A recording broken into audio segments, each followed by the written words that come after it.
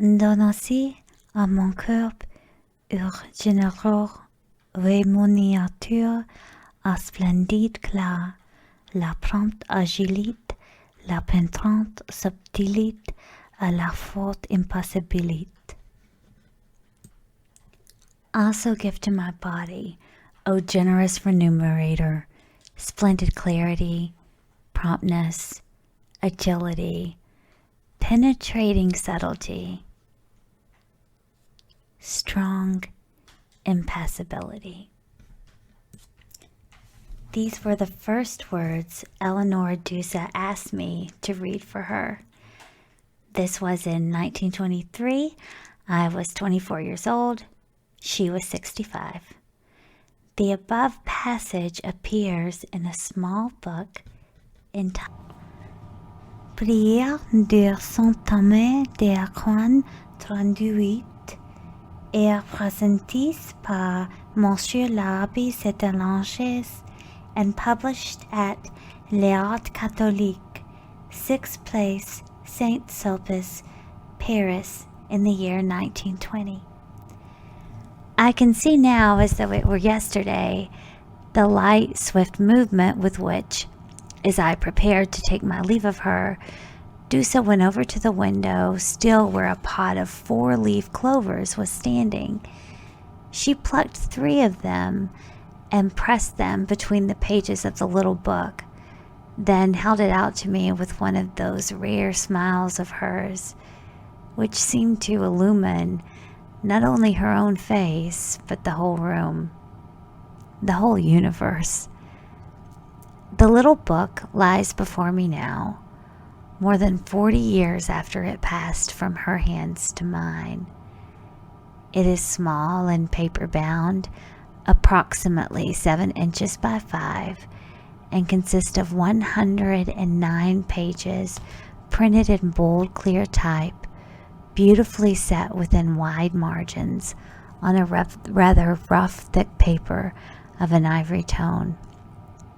On the cover, the title appears in red, in simple Roman capitals of equal size. In the center of the cover is a small design in black, a sheaf of wheat. The frontispiece is a formal, rather primitive woodcut of Thomas Aquinas holding an open book, which he seems to be offering, while his eyes, which look directly at you, urge rather than command you to obey and read. Beneath this woodcut, the title appears again in the same red lettering as on the cover. The last paragraph on page 75 is the one quoted above, the one Duse asked me to read for her. The top and bottom corners in the front of the page have been turned in and creased firmly so as to form a frame around these particular lines, which are alone visible, the rest of the text being covered by the folded corners. As if this were not enough to emphasize the value and importance of the passage, it is strongly marked on the inner margin by a vigorous thumbnail. Other markings throughout the little book show that it had been thoroughly read and pondered over. On page 27, the upper right-hand corner has been turned down to mark the following verse. May our joys resemble holy ceremonies. From the depths of our heart, let acclamations ring. Let us discard the old, that all things be new. Our hearts, our voices, and our works. This would appeal to one whose gaze was always focused on new frontiers, wider horizons, who believed in youth, and whose art and spirit were ever young. On page 83, the upper and lower corners have been turned in to frame the whole text, which reads, May all joy that is without thee fill me with weariness. May I desire nothing apart from thee. May all work done for thee, Lord, be pleasing to me, and all rest which is without thee insupportable. Grant that I may often uplift my heart to thee, and when I weaken, let me weigh my fault with sorrow, with a firm resolve to mend it. Make me, my Lord and my God, obedient without contradiction, poor without defection, chaste without corruption, patient without protestation, humble without fiction, joyous without dissipation, sad without dejection, grave without rigidity, active without frivolity, filled with fear of thee, without discouragement, sincere without duplicity, doing good without presumption, reproving my neighbor without haughtiness, edifying him by word and example, without false pretenses. Between the next 2 pages are the 4-leaf clovers, brown, dry, but still perfect in form, just as Duse placed them there so many years ago, and 2 lines are heavily underscored with a lead pencil. Grant me, my Lord and my God, a free heart, which no violent passion may subdue, an intelligence aware of thee. 2 more passages are marked in the little book. On page 87, a pencil not being available, the outer margin has been torn into the lines. I praise thee, I glorify thee, I bless thee, my God, for the immense favors thou hast bestowed on me, unworthy as I am. And the corner of page 107 has been turned down to indicate the importance of the whole, and we read, cultivate with love the seclusion of your cell, if you wish to gain admittance to the wine cellar. Be loving kind to all. Do not scrutinize other people's actions. Be not too familiar with anyone, for excessive familiarity breeds contempt and distracts one from study. Have nothing to do with the words and actions of worldly men. Avoid all profitless occupations. Strive to imitate the behavior of the saints and of worthy men. Store up in your memory all the good that you hear, regardless of its source. Whatever you read and hear, make sure that you understand it. It may seem strange that such things should have been marked by an actress, the greatest actress of her time. The fact is that Eleonora Duse was also a mystic. By this, I do not mean that she was religious in the ordinary sense of the word, nor did she obey the rules of any specific church or creed. In her own words, when moral sensibility alone is in question, I am one. But as soon as doctrinal intransience and a purely ecclesiastical point of view enter in, I rebel.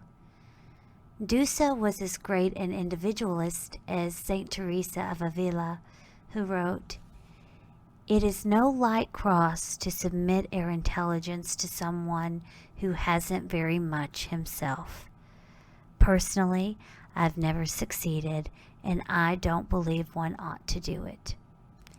D.H.S. Nicholson, in his Mysticism of St. Francis of Assisi, says, "The mystic is no more bound down to a particular sphere of usefulness or to a particular type of action than he is limited to the tenets of a particular creed. The essentials of mysticism underlie and vitalize all creeds. As for the mystic, they spiritualize all that he does in any branch of life. In the unalterable belief that all roads that are followed in love and aspiration lead finally to him.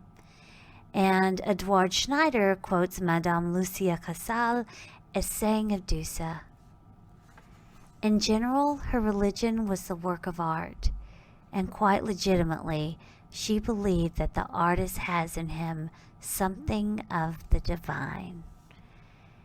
In calling Duse a mystic, I do not mean either that she was what is known as a moral woman. As Havelock Ellis says in The Dance of Life, we fall into sad confusion if we take it for granted that a mystic is what we conventionally term a moral man. I do mean, however, that she was a seeker after God, that she was a servant of God, that she worshipped God, and that she sought and served and worshipped Him in and throughout and by her work.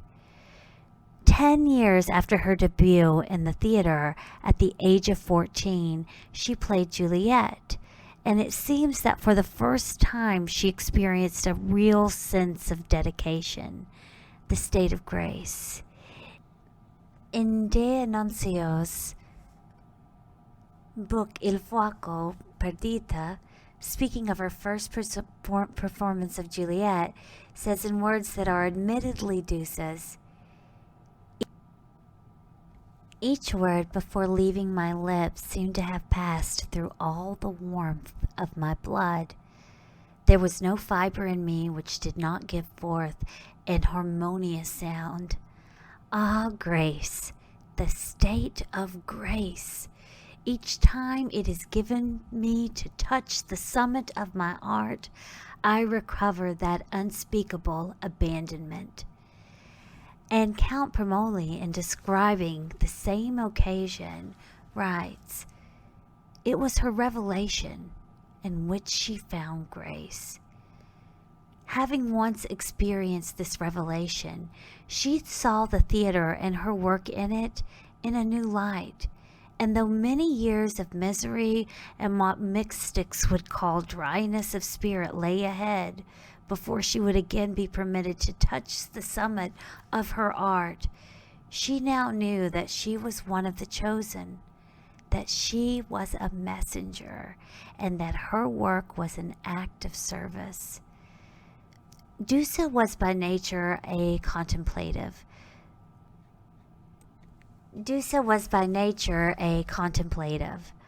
Though her childhood must of necessity have been spent surrounded by a considerable number of people, the members of that humble company of actors into which she was born, she seems always to have been lonely.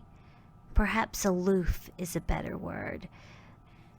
The following description by Count Promoli of her behavior after her first triumphant performance as Juliet is indicative.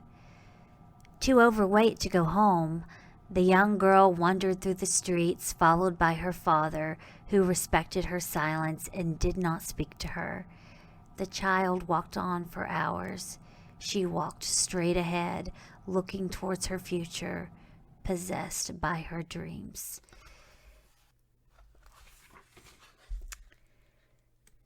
There is no trace here of the kind of excitement, the personal jubilation of the ordinary young actress after her first taste of success. Duse's behavior was more that of a young priest who has just officiated at a solemn communion. And indeed, she never seems to have been driven by the ordinary ambition for personal fame. There were many times when she felt remote from the theater, almost alien to it, when she thought of it with distaste, and of her dedication to it as an intolerable burden. E. A. Reinhardt, in his excellent Life of Eleonora Duse, quotes a letter written by her in 1884 at the age of 26 to her friend, the Marchese d'Ache. Duse had fled from the theater, as she frequently throughout her life felt compelled to do, and was staying in a little village in the Piedmontese mountains. In this letter we read such phrases as, when I think that I must go back to that distracted and chaotic life. I have almost forgotten the stage. I could almost say that to me, it is as if I had never acted in the theater. Acting, what an ugly word. If it were merely a question of acting, I feel that I could never have done it and could never do it again. If it were not just a question of acting, what was it? Duse had an immense reverence for art in all of its forms, and to her the art of the theater was in no way inferior to music, painting, sculpture, or poetry. She saw it ideally as a synthesis of all the arts combined. She saw it as a great force capable of spreading beauty and understanding, whose function it was to quicken in the minds and hearts of the people an appreciation of the nobility of suffering, to awaken in them a sense of the sublime, to rouse them from their torpor, and through a heightening of the emotion make them aware of the mystery and wonder of the human spirit. To her, the theater was still closely allied to religion, from which it originally sprang. It might be objected that the plays in which she appeared during the years of her greatest triumphs were in no way sublime, that such works as La Femme de Claude, La Dame aux Camélias, Denise Magna, The Second Mrs. Tanqueray, and countless others were merely theater pieces designed to entertain the public with vicarious thrills and decidedly worldly passions. But she succeeded by the peculiar quality of her genius in raising them in a high spiritual level. She was like a crucible in which the sufferings and sins of all these various women were sublimated into the pure essence of pity, terror, and pain. Her acting, to use that ugly word, was sacrificial. It was as though each time she played, she immolated herself upon an altar. This reckless annihilation of self was what made her unique among actresses. In a profession in which the ever-increasing exploitation of self is the main objective, her aim throughout her life was the elimination of self, the self-nodding of the mystic, in order that she should become merely an instrument by which the universal self could be expressed. I would fain be to the eternal goodness what a man's hand is to a man. It must not be thought this was an easy task that Duse had set herself, and indeed for many years she was herself probably unaware of having undertaken it. It was a slow and gradual process. By nature she was violent, passionate, rebellious, yes, even ruthless. But the same could be said of Teresa of Avila. In her extreme youth, Duse was certainly less frivolous and worldly than the great Spanish mystic. But this was probably due to the different circumstances of their birth. In both women, the singleness of purpose that soon appeared in them was inevitably related to a strong sense of ego, and in its earlier manifestations it must have given the impression of a willfulness and inflexibility that could easily be construed by the outsider and as intolerable self-importance. Mystics, far less saints, are rarely made of amiable stuff. There must first be an ego to destroy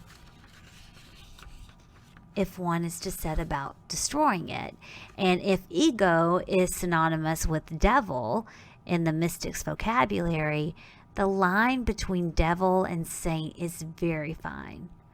People who are born even-tempered, placid, and untroubled, secure from violent passions or temptations to evil, those who have never needed to struggle all night with the angel to emerge lame but victorious at dawn, never become great saints. So it was a long and difficult road Duse had to travel before the spiritual force that was in her finally crystallized and gave her the unique quality which drew vast audiences to see her as a frail, prematurely aged woman during her last appearances on the stages of the world, and sent the more sensitive among these audiences away silent, inspired, and reverent, as though they had indeed been in the presence of a messenger of God. There were, of course, many who scoffed, many who saw only the white hair and the worn face, some who felt cheated at the lack of histrionics, who even failed to perceive, apart from the quality of the woman herself, the almost incredible technical virtuosity, a virtuosity so great as to seem non-existent. Indeed, in order to recognize Duse's unequaled mastery of her craft, it was necessary to see her play the same part several times. Each thought seemed to spring freshly from her mind and spirit, to take form in words never spoken before. Each movement seemed to flow spontaneously and inevitably from a situation undreamed of until that very moment. Yet each thought, each word, each slightest movement was part of a highly disciplined concept of the role and of the play, executed with such truth and such superlative skill that it seldom varied from one performance to the next. Yet the process was so subtle that it was often said, and many critics suffered from this illusion, that Duse had no technique, but played on the inspiration of the moment. However, quite apart from the aspects of her work which made her the greatest exponent of the actual art of acting of her time, there was the other element, that intangible something else, as Arthur Symons calls it in his book on Duse. It is that something else, divine underneath all she says and all that she looks, which gives her incomparable power over her audience. It was this something else that had always set her apart from other famous actresses and roused in those attuned to it a feeling akin to worship.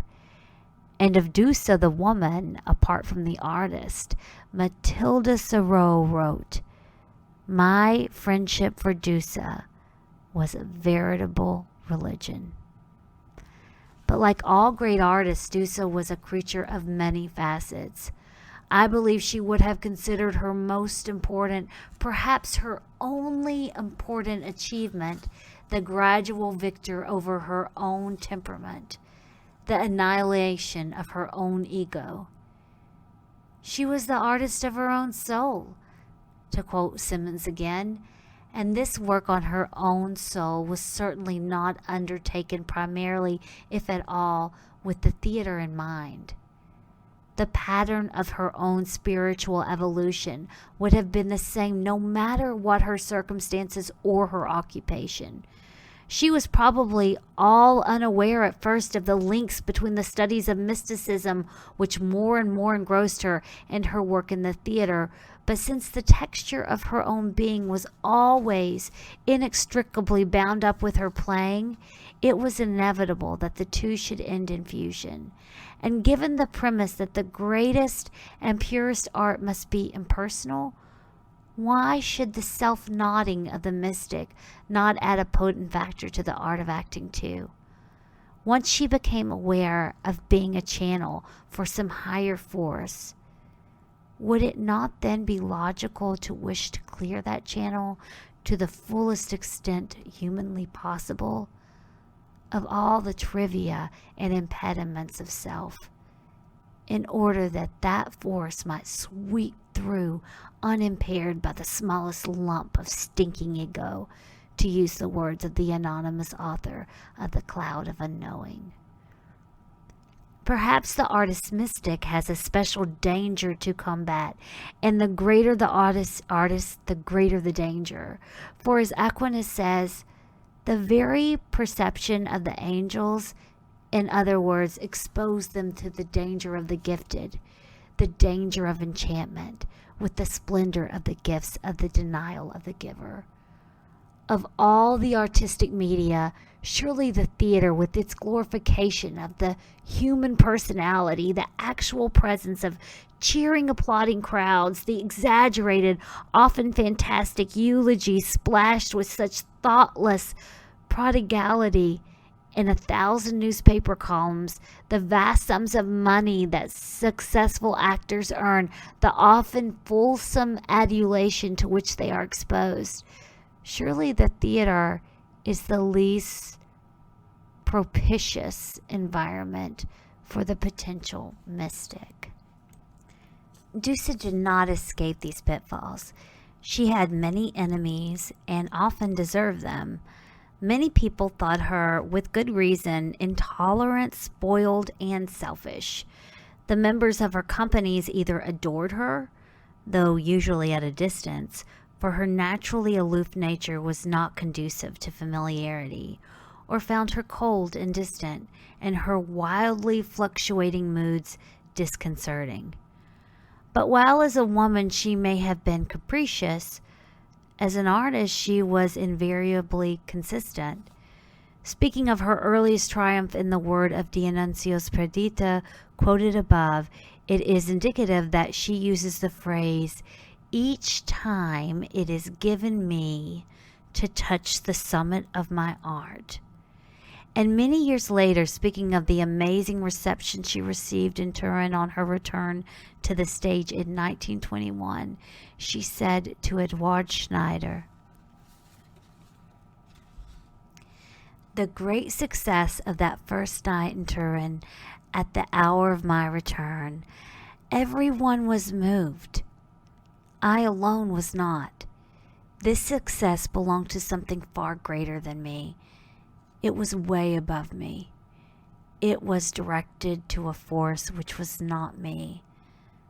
I was merely its representative." Whenever she gave a superlatively great performance, she never felt that she had given it, but rather that it had been given to her to give. At those times when she reached the summit of her art, it was like an answer to a prayer. And the prayer was never, "Let me play well for my own sake," but rather simply, "Let me serve for the greater glory of God."